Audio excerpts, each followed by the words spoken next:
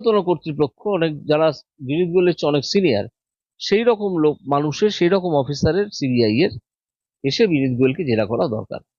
প্রাক্তন সিবিআই কর্তা উপেন বিশ্বাস বলছিলেন, মমতা বন্দ্যোপাধ্যায়ের ডিপার্টমেন্ট নিয়ে যখন এত কথা উঠছে, সঞ্জয় যখন এই কথাগুলো ও বলছে, তাহলে যুক্তি দিয়ে মমতা বন্দ্যোপাধ্যায়কে এই যে কথাগুলো সঞ্জয় বলছে তার ডিপার্টমেন্ট সম্পর্কে বলছে, তাকে তাহলে যুক্তি দিয়ে খণ্ডন করতে হবে, বা যুক্তি দিয়ে তাকে বোঝাতে হবে যে যে জিনিসগুলো সে বলছে সেগুলো মিথ্যে, তাহলে যুক্তি দিয়ে মমতা বন্দ্যোপাধ্যায় সামনে আসুক। এটাকে আপনি কিভাবে দেখছেন? মমতা বন্দ্যোপাধ্যায় কবে সামনে এসেছেন?